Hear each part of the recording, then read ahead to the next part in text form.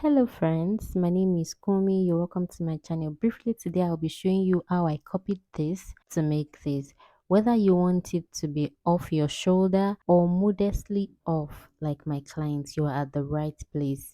You may also want to add this to your ready to wear collection, and I can only imagine how many of these you can make in a day because it's so easy to make. I will leave you briefly to study the style, then we get into it.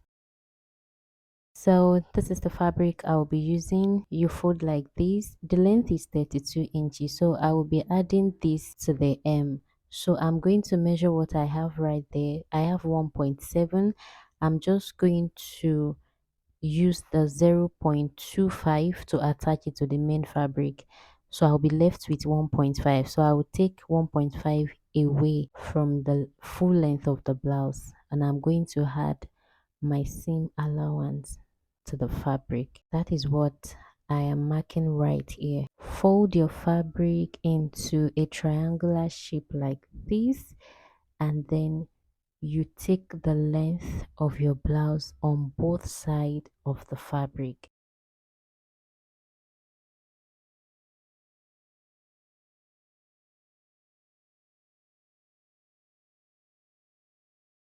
Now when you are done, you are going to connect together with a straight ruler.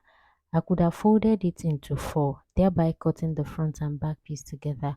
But if you want to manage your fabric very well, you may want to cut the front and back separately. My client's shoulder measurement is 15.5. Half of that is 7.7. I just marked that. From that shoulder measurement, I will be marking my client's sleeve length. Our preferred sleeve length is 16. So I'm going to attach the trimming to it as well. I will just do plus and minus, then add my sewing allowance to it as well. So you should have something like this when you're done. So I minused 1.5 from the total sleeve length. I added sewing allowance to it, and the excess I have left, I'm just going to mark like this, then I will trim off.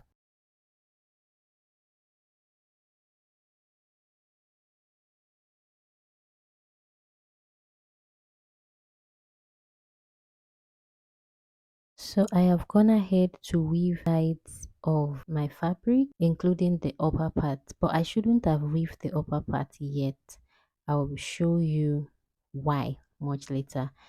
I'm just going to place my trimmings and stitch on top of, I said I will stitch with 0.25, right? Now, when you want to stitch on the other side, on the second side, when you are done with one side and you want to stitch the second side, regardless of whichever side you are starting from, you should let your trimmings overlap like this. Can you see? Mind you, this stitching is being done on the right side of the fabric. You place it on the right side like this, overlay it like this, and stitch.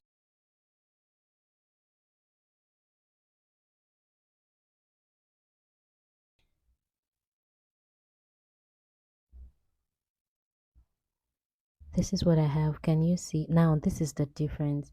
If you just start from the tip of the fabric without overlaying the trimmings, this is what you will have.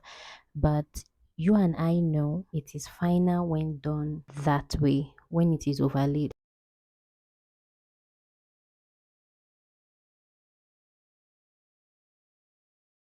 So come to the center like this and come down by 3.5 inches.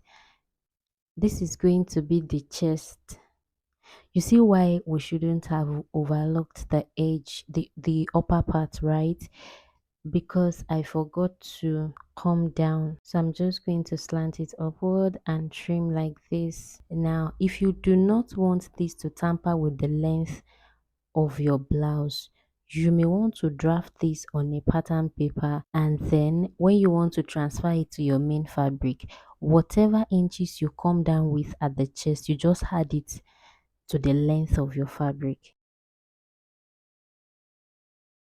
I place my trimmings directly on top of the side the part of the fabric that I overlooked, and then I'm going to place, you remember I said the length is 32 inches, right? So the center here is short by some inches. You know, we came down by some inches at the neckline, right? So if you don't, and the length of this blouse is actually determined at the center. So if you don't want the length affected, draft it on the pattern paper, like I said. When you are transferring it to your fabric, just include whatever you remove from the neckline to the length. So I want to know where the center of this blouse is. So I have indicated it at the upper and the lower part. I'm just going to connect with my ruler. Can you see? We do not need this marking now, but we are going to need it much later. Now, my client's bust will be divided by 4. I have come down by 9 inches from the upper part. That's my client's armhole depth. Originally, it's 9.6. I just 8.6. Sorry, I just exaggerated it. I will slant my ruler like this, and I'm going to stitch. Divide your client's waist by 4 and see if you have enough. I'm going to be confirming shortly. So what everything I did on the other side, I'm going to do on this side as well. I will determine my client's armhole depth. I will divide her waist by 4. Then I'm going to, now just to be accurate, I'm going to measure the line that I have here, and from the armhole I'm going to check right here. So this way the front and the back stitching correlate. I'm going to connect like this and I'll stitch.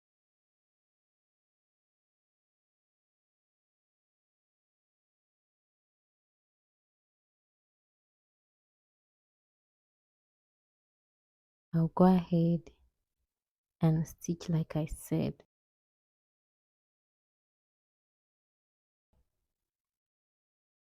So if it makes you feel better, you can also place your tape here and confirm. Divide your client's waist by 4 and see if you have enough here. This blouse is supposed to be free at the waist. It shouldn't be tight at all. Now, this is the final stage. This is my client's shoulder measurement, 15.5. I have marked it at the shoulder of my mannequin. So I'm going to be placing the blouse like this. Remember we indicated the center of the blouse the other time, right? Apparently, um, I have made that part of the fabric that I marked my front piece. So that marking is at the center of my mannequin, in between the bust of my mannequin. So I'm going to come to the shoulder and interwoven the trimmings like this. Then I'm going to secure with my pin. Now if you want it to be off shoulder, you are simply going to adjust your hand to the back, like you just make the neck wider. Don't start from where I started from, just shift your hands to the back.